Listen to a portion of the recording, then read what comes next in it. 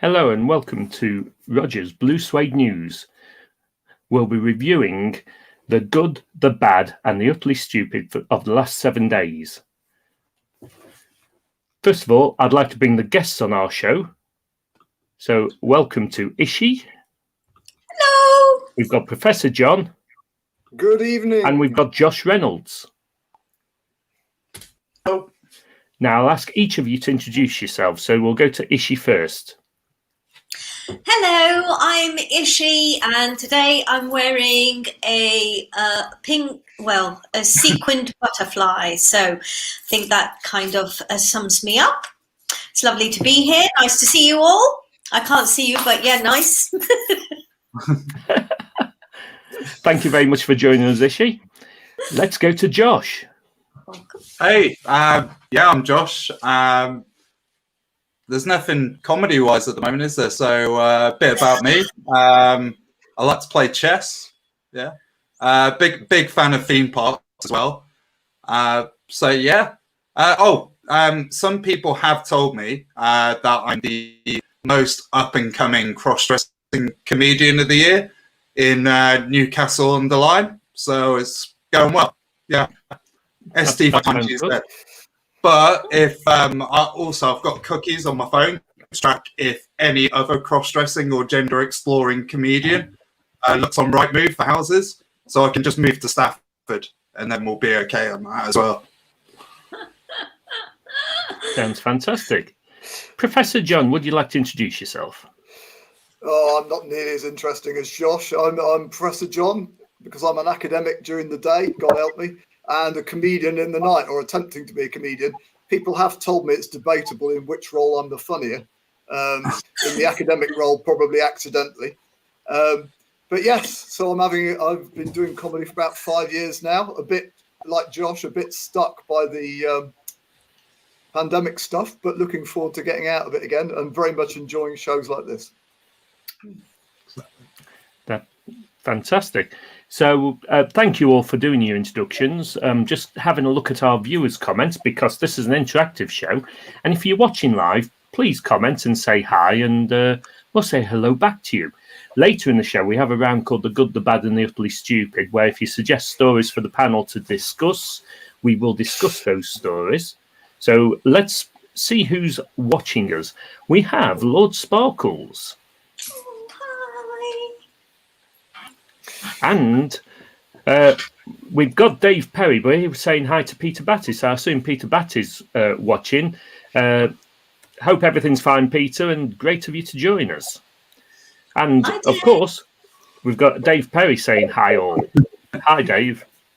Hi. So Hi, Dave. That's our customers.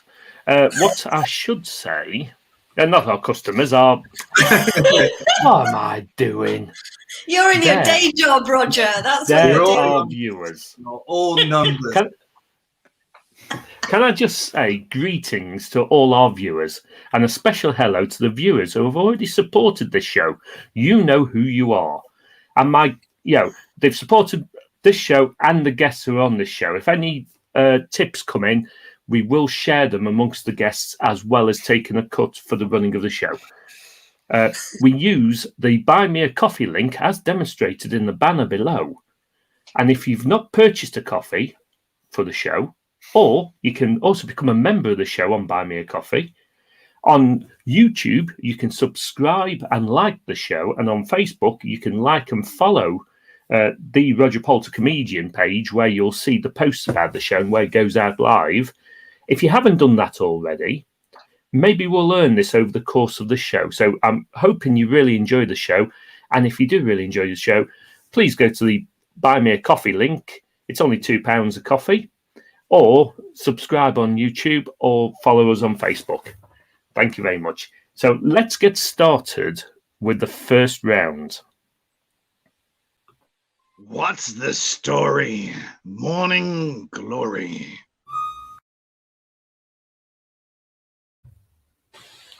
Now, I always want to choose a story that's going to appeal to people and that, people will find interesting. the problem with lockdown and everything that's happened over the last 12 months, we keep coming back to the same kind of stories. This week, I think one of the main stories that has been in the news, and if I show you this, you'll know what I'm going to do. It's people coming in from certain countries will be forced to go straight to a hotel and isolate.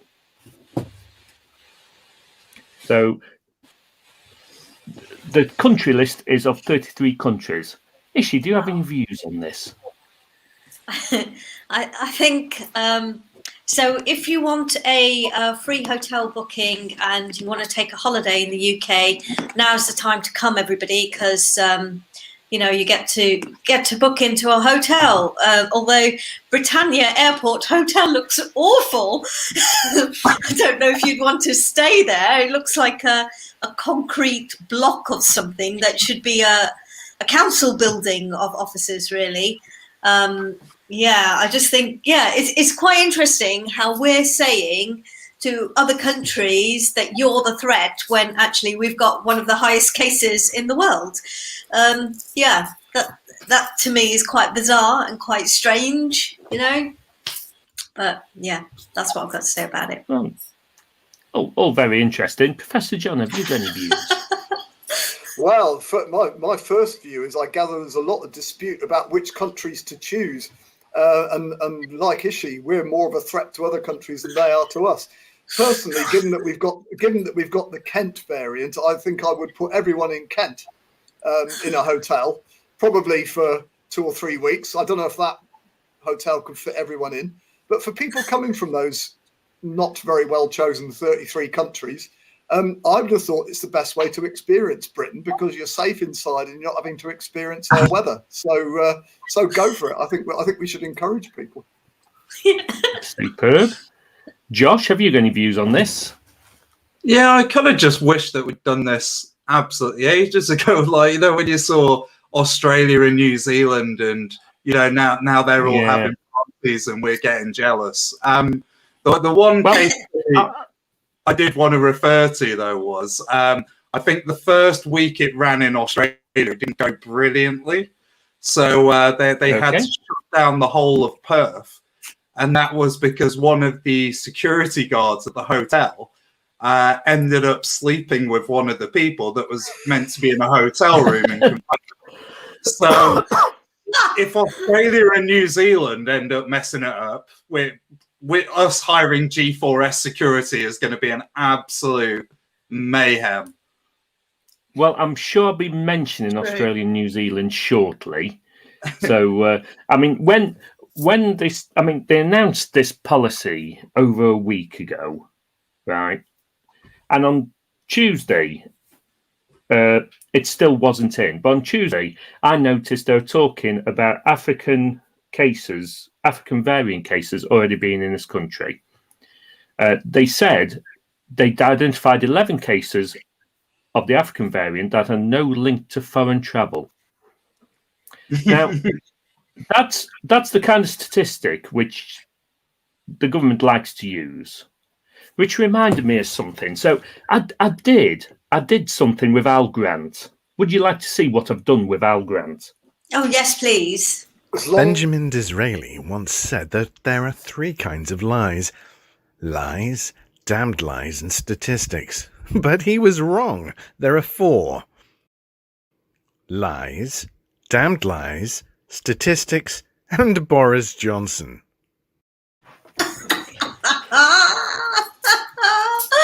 Oh, my word. Now, when I dug in to the statistics, I always struggled to say the word statistics. I seem to get a bit of a stammer naturally when I say the word statistics, so please forgive me. There were actually 105 cases of the African variant, which means 94 of them were linked to foreign travel. Why hadn't we closed the border? Why are we not closing the border until the 15th of February? And why are we only closing it to 33 countries?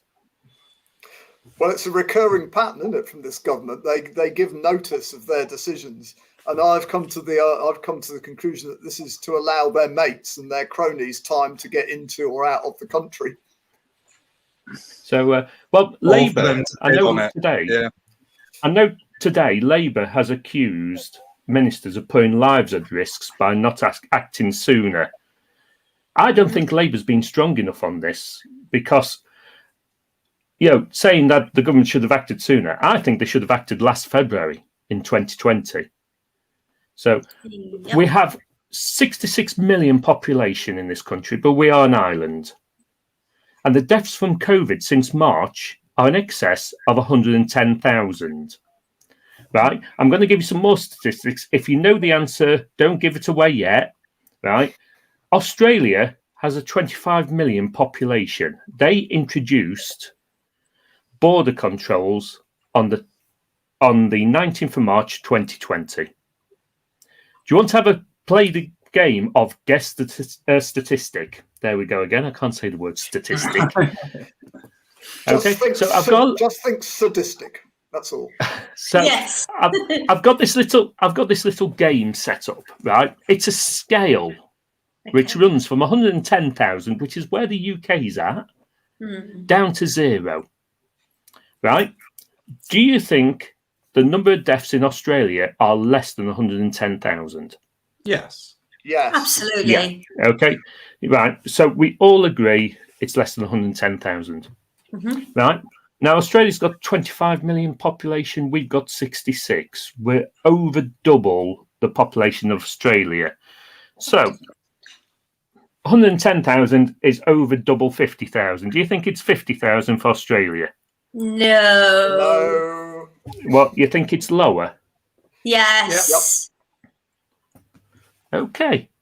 So let's go down to 10,000. Remember, we've got 110,000 for 65 million population. Australia's got 25 million population. The biggest difference is that they brought in border controls 19th of March 2020 and forced people to go into hotels for 14 days before entering Australia and taking tests. Right? We didn't do that, and we're not going to do it until the 15th of February 2021. Do you think Australia has recorded 10,000 deaths from COVID? I think you're trying to lead us in a certain direction here, Roger. I think the graph indicates that we say yes. Had you not had the graph, I'd have probably said 10,000. But let's go with the trajectory. Okay, well, shall we go to the next marker? Yeah. Okay, so Australia, with a population that's 25 million, that's less than, that's greater than a third of the UK population. And some people say they're more spread out. Well, in Australia, they're in population blocks. So they're not actually that spread out. The majority of the population live in big cities. So do you think they've recorded more than 1,000 COVID deaths since last March with a 25 million population? More than, did you say? Yes. More than or 1,000? Less than? Oh, no, I think around 1,000. Around 1,000 would be. Logic is telling me it can't be lower than 1,000, but something in my head is saying I think I remember a figure of about 500. But I find it hard to believe it's that low. But I'm going to go with my fragment of memory and I'm going to say it's lower than 1,000. Oh wow! Right, Josh, do you want to chuck anything in?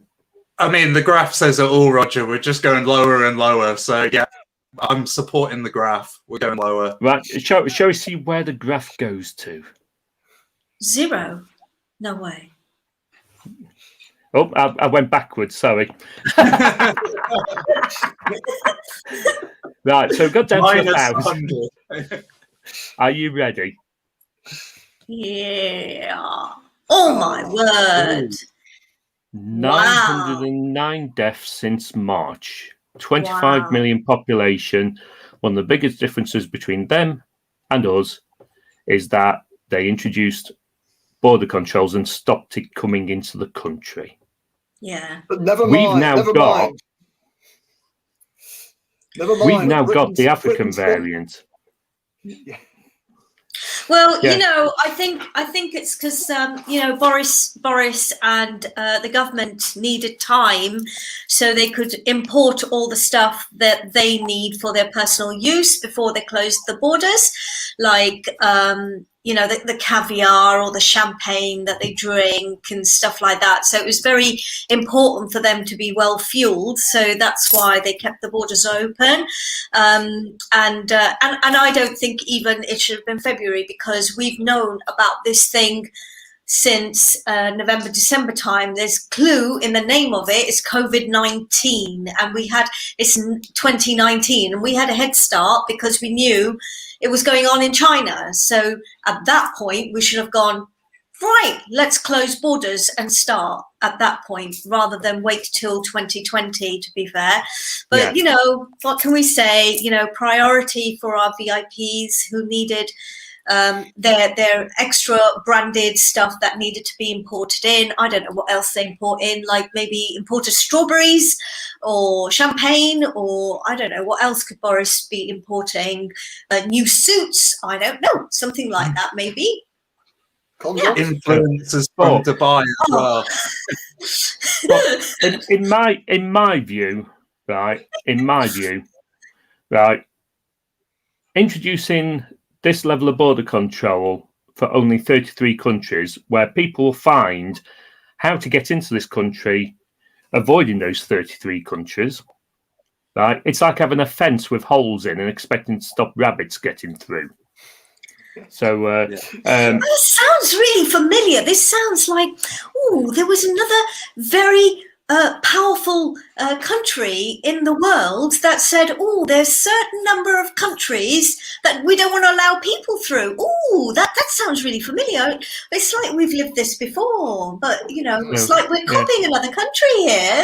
It's quite interesting. Yeah. It's too little, too late.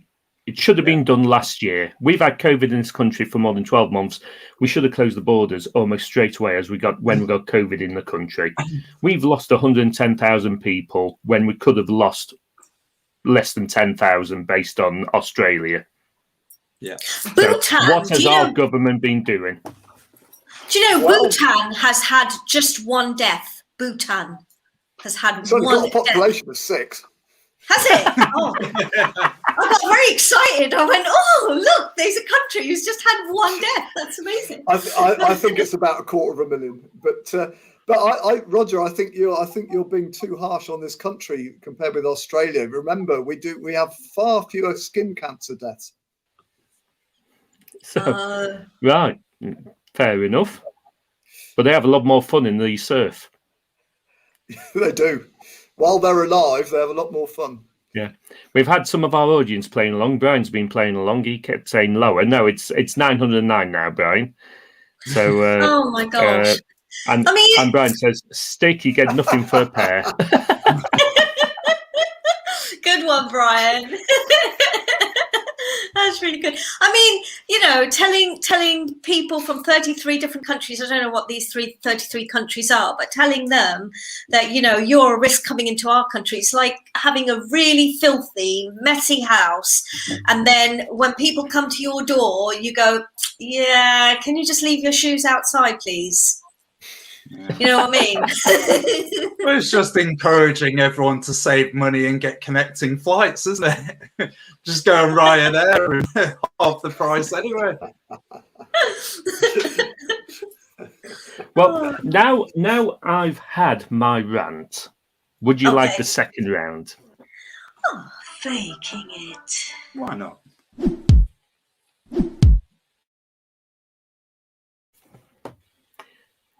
So on this round, I present each of our panelists in turn with a story. And all they've got to do is work out whether it's fake news or factual news. So that's what you're aiming at. Is it fake news or factual news?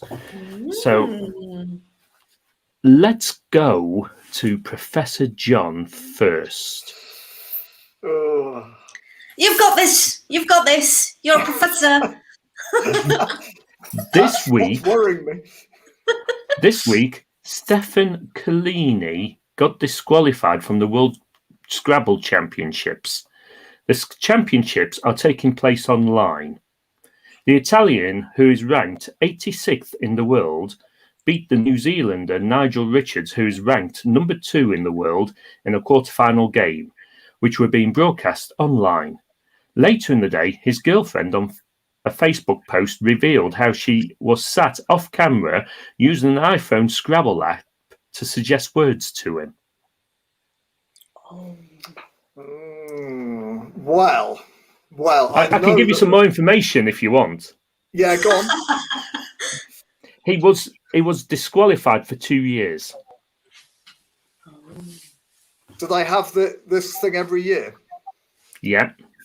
Right. Okay. So, right now he's Italian. So did he sort of throw himself on the floor and roll her out as if someone had kicked him?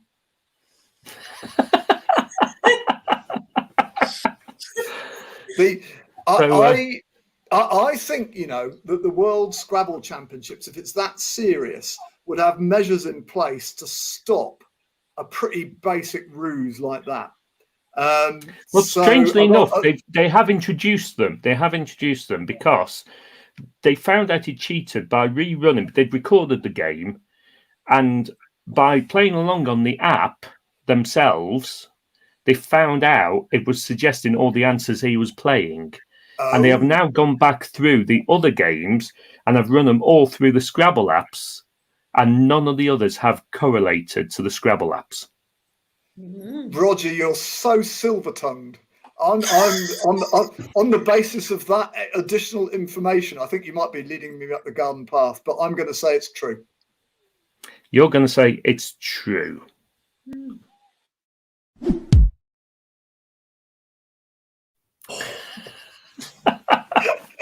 So much. I'm pleased the additional information helped.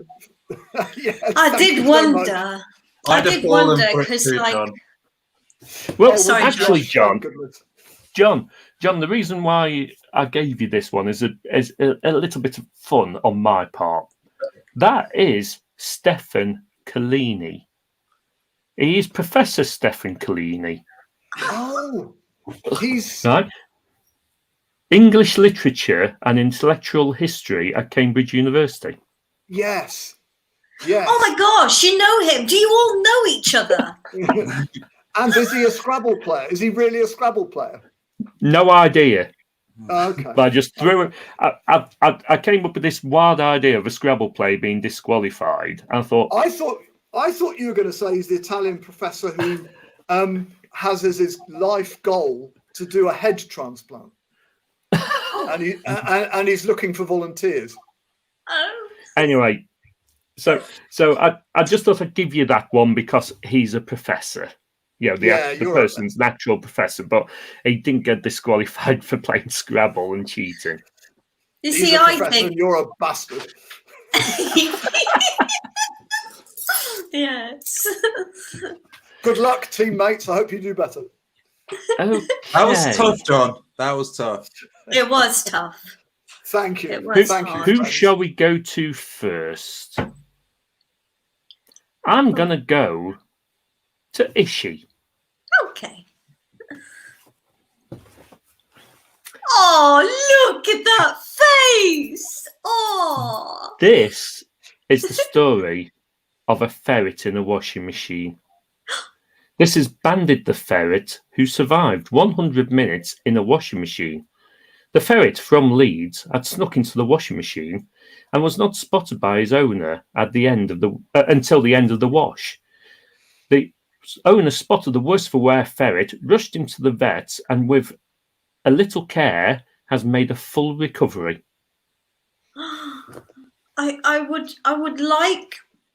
I'd like some of that story to be true, where I would like for him to be alive and okay, but I don't like the fact that he was in the washing machine in the first place. What cycle was it on? Was it like a 30 degrees or was it, 60 degrees? I don't have that information. I believe they were using Daz because he was all white. Oh. It was an my goodness. Oh my goodness. So you see, that would have caused damage to him, just like washing powder. I can't believe that this poor ferret survived, and that's so sad. Was he definitely put in the washing machine is the question, I guess. Well, that's the story. He survived 100 minutes in the washing machine. 100 minutes? I wouldn't survive 100 minutes in a washing machine. So how could a poor ferret survive that? I don't think he survived. Oh, poor thing. No. So you're saying fake news? Poor thing.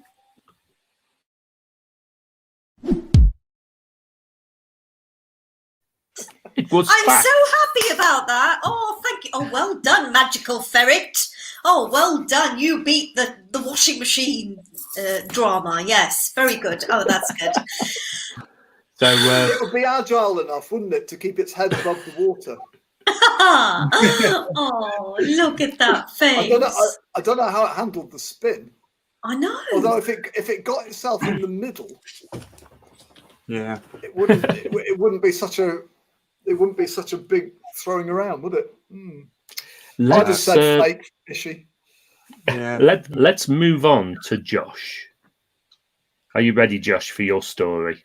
I am. I had a good joke about Go Compare, but we'll leave it. Yeah. An airport for flying cars and drone cargo is to be built in Coventry.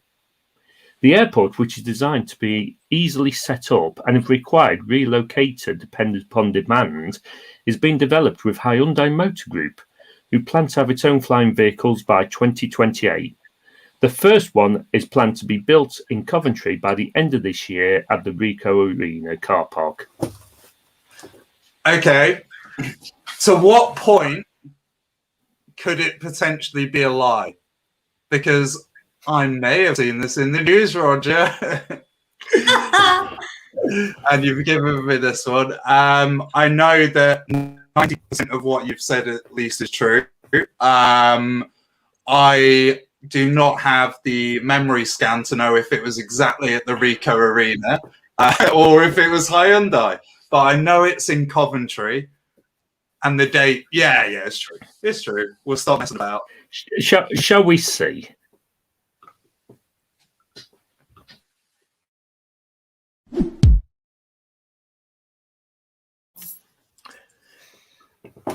I think I've had a good week this week because that's 2 out of 3 to me. I had a really bad week last week, but I've had 2 out of 3. I'm sorry, Josh. I'm not going to give you any points, though, because in this show, points means sod all. I've got the mental victory. I got it. And a special prize for being a SWAT and actually having looked at all the news and know that that's true. Yeah. Oh, it wasn't just of this show, though.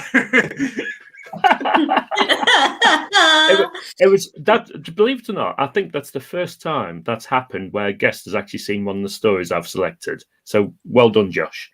Oh, yeah. There you go. Extra bonus points. Yeah. Are you all ready to find out who's been particularly inept or stupid this week? Indeed. That can mean it's on time for only one thing. Prat of the week.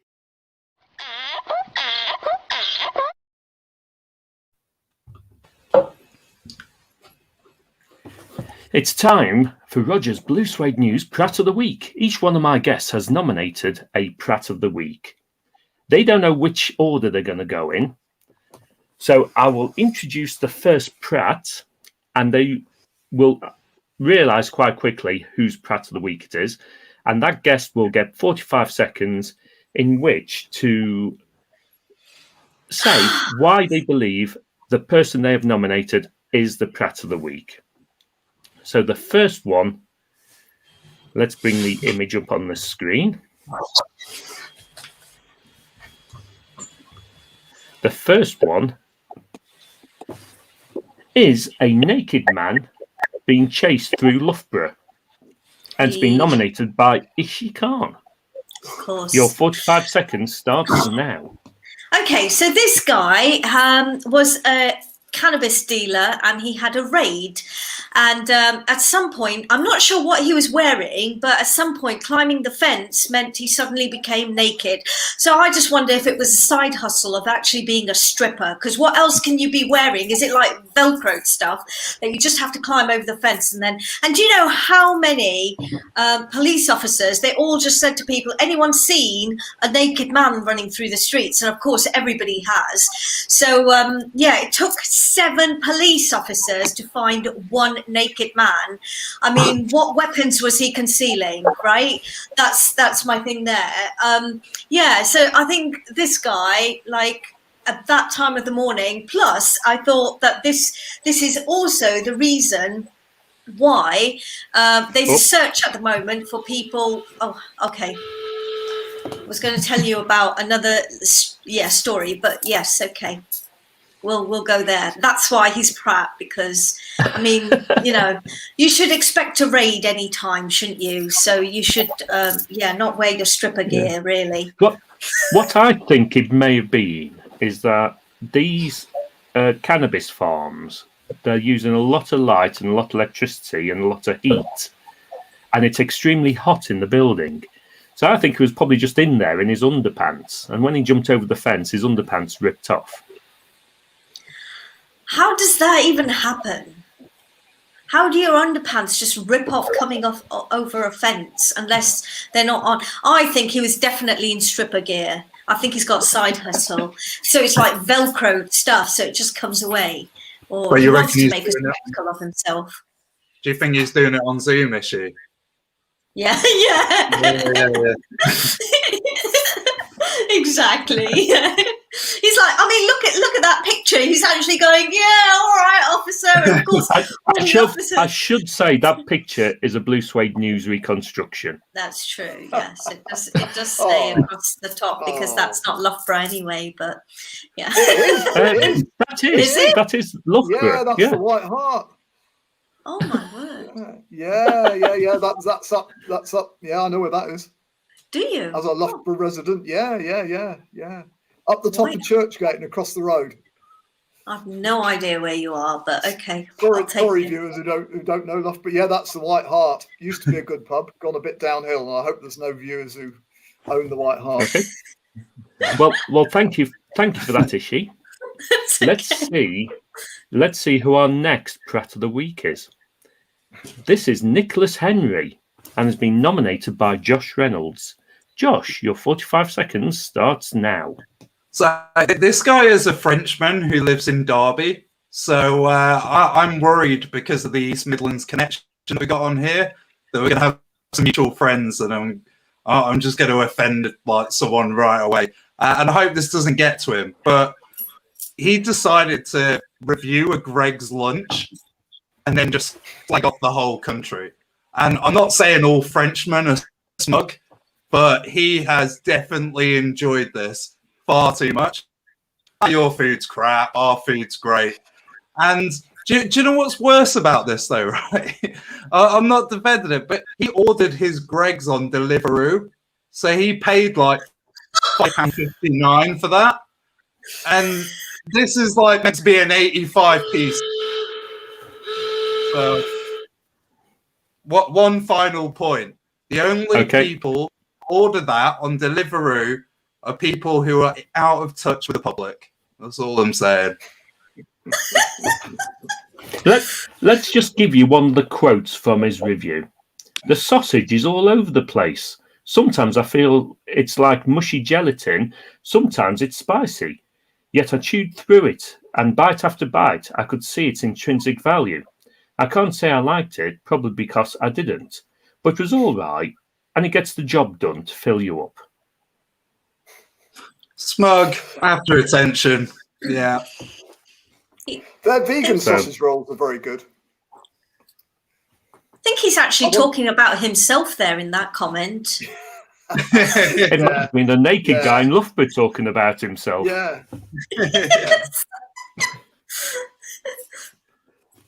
Shall we see what the third? What did he say? Sometimes spicy, sometimes pink and flaccid, did he say? Something like that, yeah. I think he was describing himself. I think you're right. Anyway, no prize for guessing. This Pratt of the Week has been nominated by John. I've got high hopes for this one. God. This is Baron Wharton of Yarm. Over to you, John. Your 45 seconds starts now. Baron Wharton of Yarm, James Wharton, Tory posh boy, ex-MP, now in the Lords. He's up for the 2-day-a-week, £57,000 a year job as the chair of the Office for Students, which protects student interests against the government and universities. This Pratt is supposed to be independent, the independent Office for Students. Independent my arse. He takes the Tory whip in the Lords. He's been a Tory MP, although I think that was too much hard work. So he got Boris to give him a lordship instead.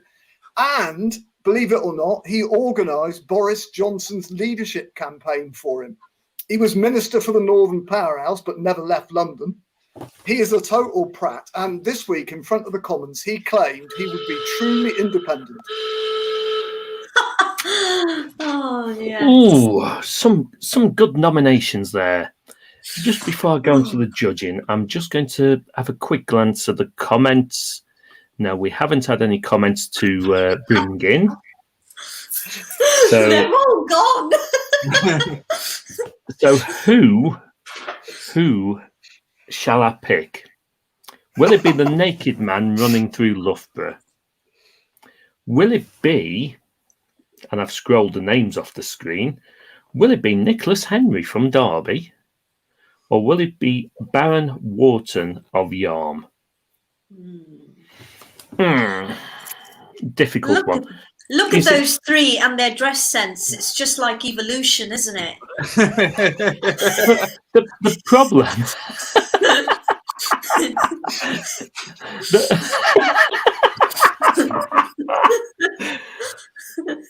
Right. Let's do some summing up. Seeing I was distracted there. Well, brilliant one, Ishi. I love that one. If I was giving points, you'd definitely get a point, but I'm not going to give you a point because points on this show mean sod all. So, right. Baron Wharton of Yarm. Let's judge him first. You're calling him a prat, but he's lined up for a £56,000 a year job, which will only take, is it 2 days a week? Did you say? Yep, he's 2 days a week. He's going to be to 56,000. It's more of his charm. He's connected to him umbilically. He's not independent.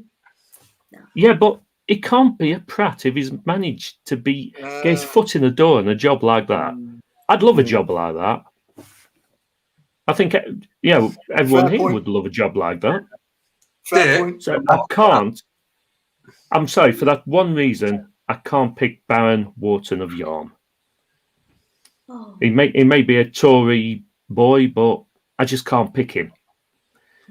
So it comes down to the naked man in Loughborough or Nicholas Henry from Derby. I actually think Nicholas's review of the Greggs sausage roll was reasonable. It was fair. But he ordered it on Deliveroo. Yeah, he didn't get cold fetching it. And he didn't just order the sausage. It weren't just his sausage roll. There was a sausage and bean slice as well, and whatever his girlfriend / fiance or whatever she was ordered as well. I didn't get that far into the story. So he just ordered himself breakfast and reviewed it. Does that make him a prat? Smug. It makes him smug. And to be quite honest, I can't disagree with some of the comments he put in there because they're probably true. I mean, Greggs sausage rolls, they're okay. They fill you up when you're hungry. And you know exactly what you're going to get. They're like, it's like McDonald's or Premier Inn. Whichever Greggs you go to, you know what that sausage roll is going to be like. It might not be the best sausage roll you can get, but it's not bad. You know, like when you live in like a bad town. So like I live in Stoke and I can say it's bad. But if someone comes over from any other place and starts slagging it off, I'm going to defend it. So that's how I feel, Greg. Yeah, but you see, I live in Derbyshire, and he's from Derby. So based on your argument, I think the tide is flowing your way here, Ishi. I wonder if he ordered that Greg sausage roll with a nice glass and had it with a nice glass of red wine, you know? There you go. Oh, The gosh. Blued Suede News Prat of the Week is the naked man running through Loughborough. He's supporting the whole movement to keep getting police to hand out more penalty notices, because there have been 42,000 that have been handed out, you know. So it's like, oh yes, 7 policemen, just for one naked guy. Yes, wonderful use of Technically, resources. he wasn't breaking any restrictions. No. well, he was going outdoors. He was going outdoors. He was For running. exercise. He's Yeah, just doing sprint practice. True. And I suppose that counts as hurdles as well, doesn't it? Going over the fence. They must be Brian has said, naked cannabis dude will make as much as the Tory. Yeah, probably. Like, he may do, but he had something like £800,000 worth of cannabis plants confiscated. Wow. So, gosh. So you can see why they do it. I didn't know there was that much money in Loughborough. Gosh. That's why you weren't expecting the police to be looking for it.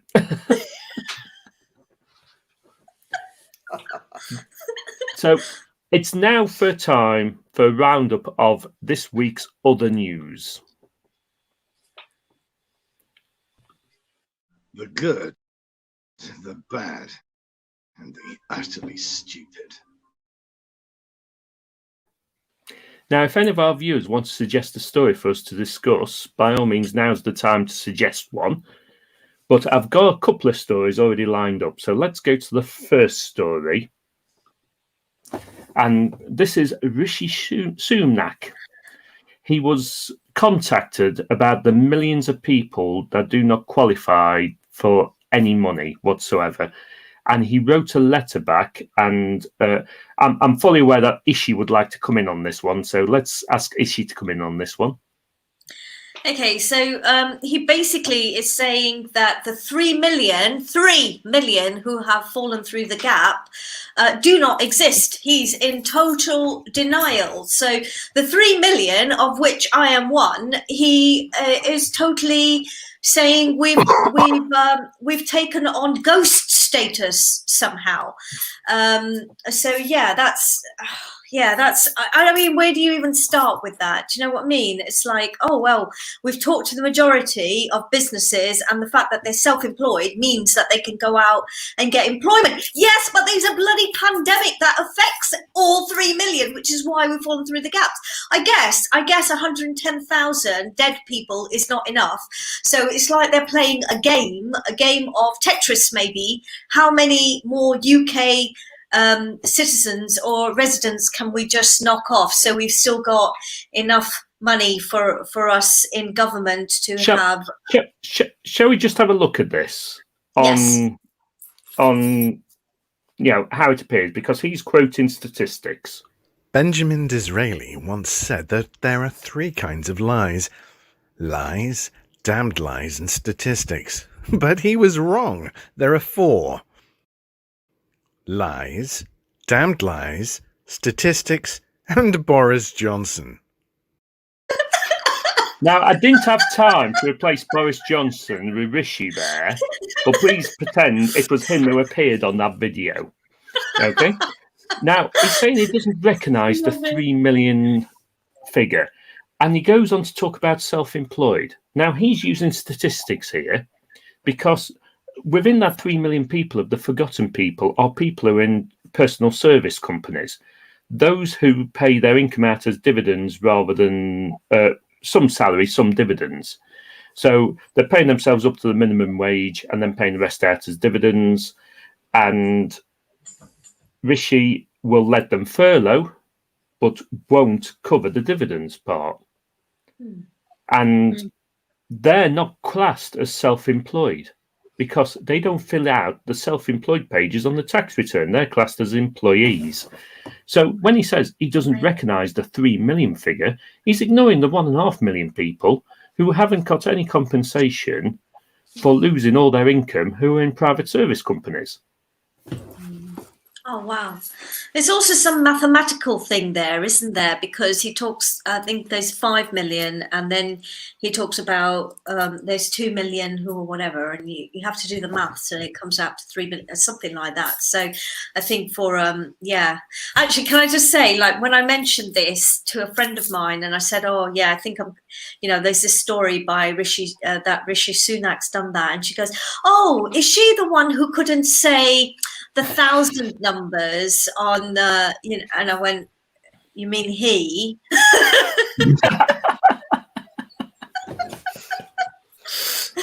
Turns out she meant Priti Patel, you know, but Josh, do you have anything to say on this story? I struggled because there were so many news stories about Rishi Sunak this week, so I didn't see the letter. But I want to applaud you, Roger, and for finding the one photo that looks the least like Rishi Sunak whenever I've ever seen him on the telly. Like, he looks good here. So, and Professor John, do you want to add anything? I think all these policy people turn a blind eye to groups they're not that interested in, and try and pretend they're not there when it suits them. And Ishi, as far as Rishi is concerned, you're not there. You know, you've nearly got the right name, but not quite. So as far as he's concerned, you're not worthy of any support. I know. Seriously, it must be hard. Yeah. I mean, my stepdaughter's in performing arts, and that's another area which has been absolutely slaughtered. Yep. Yeah, totally slaughtered, and you know, with limited compensation. I think I've got a comment on my video when I was saying that I didn't have time to replace Boris with Rishi to run the video, so I just ran the Boris video, and Brian has said, "Give it time, he will replace him." Maybe he's gone quiet lately.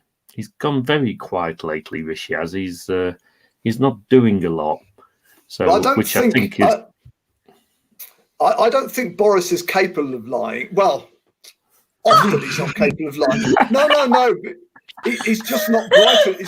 He's just not bright enough to know when he's telling the truth or not. No, he just mistalks. He mistalks. Yeah. Whereas Sunak, I think, would know if he was lying. How can Boris not be smart enough when he's had some of the best education in the world? You know, going to our elitist type through our elitist education system. How can you not answered your own question? You just answered your own question. He's been through the elitist education system. It teaches you fuck all, but it gets you the right connections. I speak as a university professor. Let's go into another story which I've handpicked. So this is the story of local elections going ahead in May. Voters are going to be asked to take their own pen and pencil to put a mark on the ballot paper. So I love this because it's the so we take your own pencil and paper, do you? Oh no, you get given the paper, right? You get given the ballot paper, but you have to take your own pencil or pen or something to enable you to mark it. Now, imagine in some places it'll be bingo dobbers. Right. So actually, this is a cost-cutting exercise to save the pens that are usually given out. So they've run out of ink now. So you've got to provide your own pens, because it's got nothing to do with COVID, of course, because you may be touching the pen, but you'll be breathing on the bloody paper, for goodness sake, which everybody is going to handle afterwards, right? So it's got nothing to do with that. It's just cost-cutting exercise to save money for people to buy their Mont Blancs, So Yeah. Okay, Professor John, have you got anything to? Well, I just fear that it'll be my luck that I'll take along my invisible ink pen, and therefore my vote just won't count. Actually, I don't know if this is true of wherever you vote, if you do, but whenever I get there, they have stubby pencils on strings to stop you actually stealing with them. But they're so stubby and so fat. Speaking as a man here, it's like grabbing yourself and trying to put an X with your willy. So, I mean, I've got to say, I wouldn't allow people to bring their own pens and pencils on my show, because they have points, and on my show, points mean soddle. Oh, yeah. Well, I can tell you, the pencils at the polling booths don't have points. So, Josh, have you got anything to add on to this story? Yeah, I'm slightly bemused at how much kind of health and safety is going into this one particular polling process. I don't think you particularly need to bring your own pen because no one votes at the local elections anyway, or particularly for mayor. So, Matt, you're saying that, but have you seen any of the local election footage recently? No. Yeah, I'm thinking in any? particular the Handforth Parish Council. Oh, that one. Yeah. Would you like to see yes, an please. extract of what happened at the Handforth Parish Council meeting this week? Yes. We'll start the meeting, and I want to repeat what I said at the beginning of the last meeting, that this meeting has not been called according to the law. The law has been broken. It has been properly Will you called. please let the chairman Mrs. Weaver, please. If you disrupt this meeting, I will have to remove you from it. You can't. It's only the chairman who can remove people from a meeting. You have no authority here, Jackie Weaver. No authority at all. She's just kicked him out. I- Just a minute. No, she's kicked him out. Don't. She's kicked him out. Don't. This is a meeting called by two councillors. Illegally? They now elect a chairman. No, they can't, because the vice chair's here. I take charge. Read the standing orders. Read them and understand them. I feel like there should be EastEnders drums there going dum dum dum dum dum dum dum. I worked in Manchester some years ago and travelled through Handforth to get to work. I never knew what was going on there. I was blissfully ignorant. It's like when fascism meets rules, isn't it? Really, they can't compute. You've got a load of local busybodies bordering on, well, goodness knows what, and you've got the parish rules, which they seem to be disputing anyway, and it's just the irresistible force meeting the immovable object, isn't it? Yeah. So definitely. For the clerk, can I raise an order? No. You have no power here, Roger. I do. I can mute you. In fact, I can kick you out the studio. It's when he goes, oh, she's kicked him out. She's kicked him out.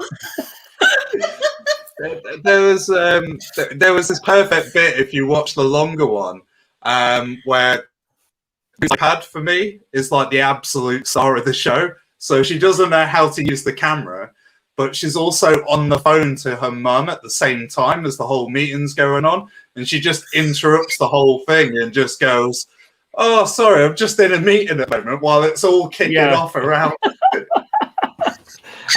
couldn't get that bit. No, I just showed a snippet. I mean, there's other videos on YouTube which are well worth seeing, which cover a lot more of it. Yeah. Beautiful. So, all right. Well, just very quickly, because we're running out of time, look at the next story which I had lined up, which is Scotland ski resorts. They've had the best snow they've had for the last 20 years, and nobody's allowed to go skiing in the Scottish ski resorts. I just feel so sorry for them. Poor That's Scots. God having a laugh, isn't it, really? You could guarantee it, couldn't you? Yeah, it was like when we shut down for the first time, and then literally the first day we locked down, the weather turned glorious. It's exactly the same pattern again. Yeah, that's good. That's good, Josh. So, anyway, that's the Scottish ski resort story, which, like I say, we're getting a bit tight on time, so I'm going to move straight on to the round where we do fortune telling. Oh, shit. I predict a riot!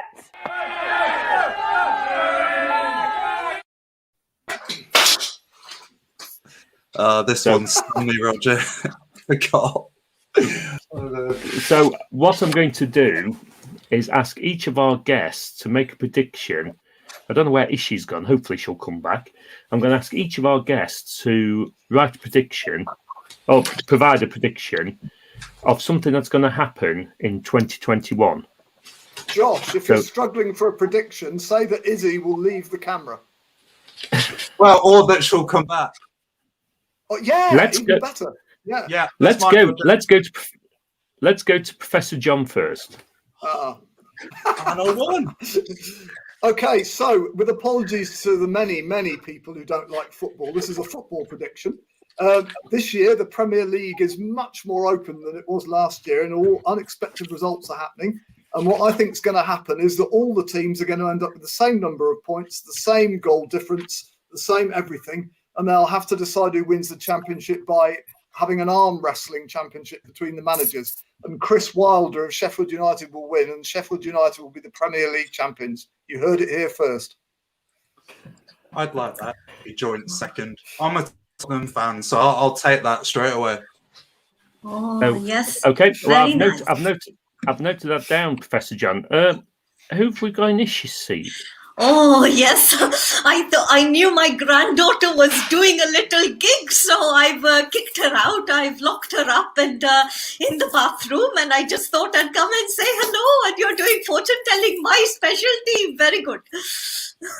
I'm Nani Swami, by the way. Oh, nice to meet you. Is that it? Is it past Ishi's bedtime now? Oh, yes. She'll be well locked up in the bathroom. Yes. Right. Well, yes, I'll tell you what.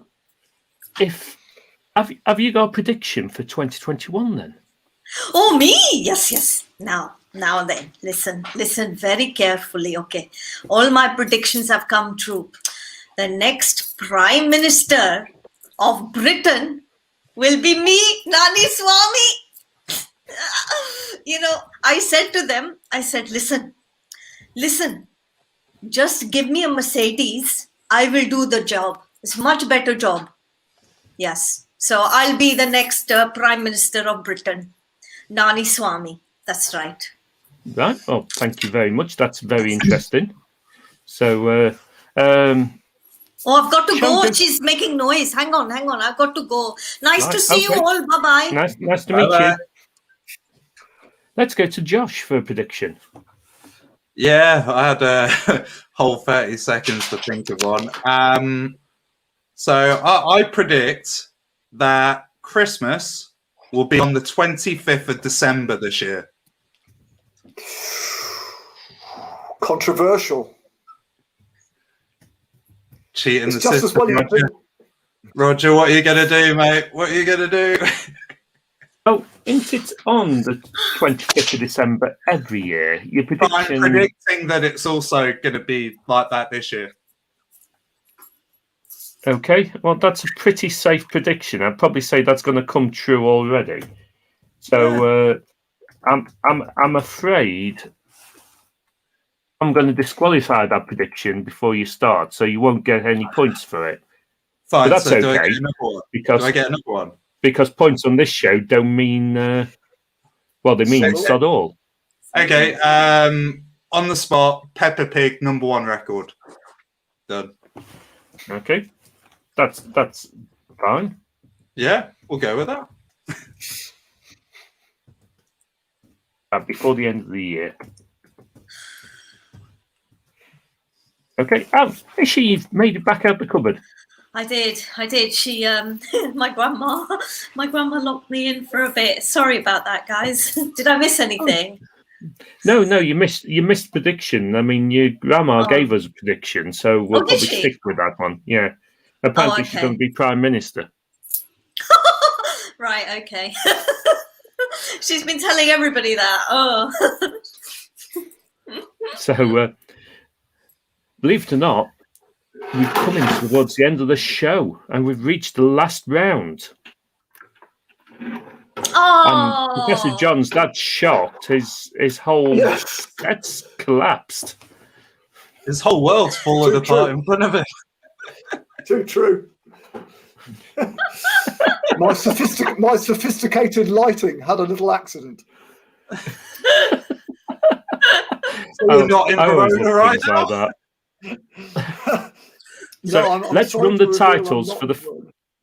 Let's run the titles for the final round. Put a plug in it. This is where I'm going to invite my guests to plug whatever they want. But first of all, I want to plug the buymeacoffee.com/RBSN.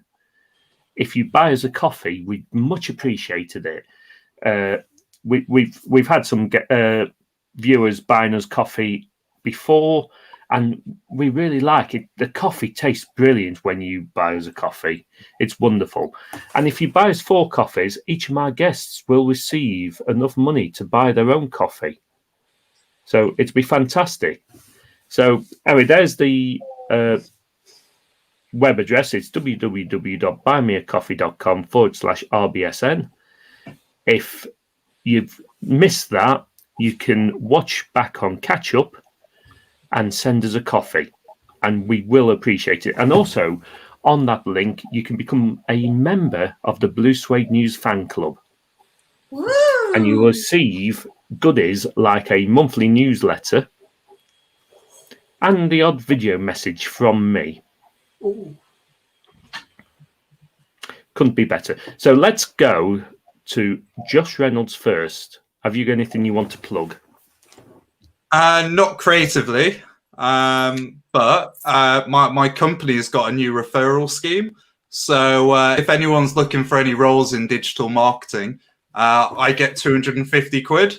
So just drop me a message and we can do that. I'm also open to negotiation, so I'll go 80-20. So yeah. All you have to do is last 3 months in the role and we're good. So yeah, hit me up for that LinkedIn role. Right. Sounds interesting. Professor John.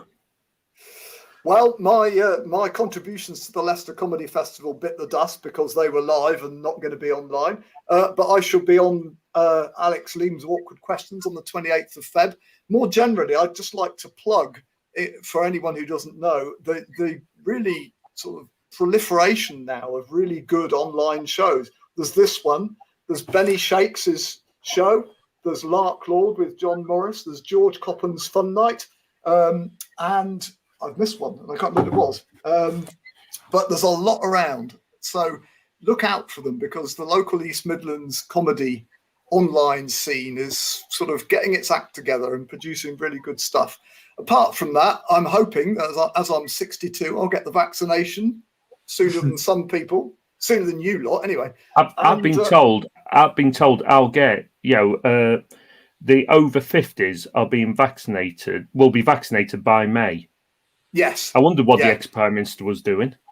Yeah. So I reckon that I might be back in live action, even if it's only to our elderly audiences by April or May. Other than that, you can see me doing my fortnightly shopping in Sainsbury's on Tuesday, or going to the optician on the 19th of July. Fantastic. Let's go to Brilliant. Ishi. Ishi, what would you like to plug? Oh, I've got a. Oh, what is it? A plug. I've got a plug. A pink plug. Look at that plug. A plug to plug. Yes. So I just echo what Professor John has just said. Some wonderful online shows. I'm going to be on George's Fun Night on Saturday, the 27th of February. Yeah, that I think that's what I've got in my diary for now, really.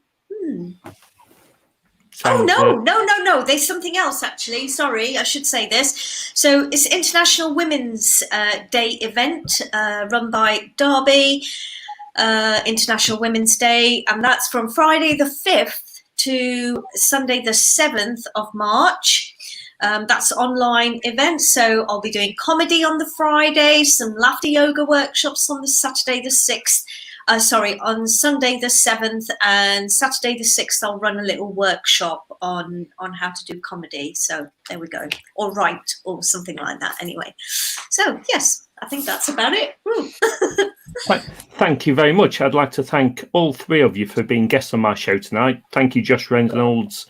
Thank you, Ishi Khan, and thank you, Professor John. Thank you for having us. Everybody who's watched the show. For those watching after today and watching on what I refer to as catch up, if you enjoy the show, why not join us on a Friday night where you can join in with the comments and join in with the show? It'd be great to have you on board as viewers on the night, but thank you for joining us anyway. And I hope you enjoyed the show. So that's it from us for this week. Come back next week. We're back at 9 p.m. next Friday. Thank you very much. And thank you, everybody. Good night. Thank you.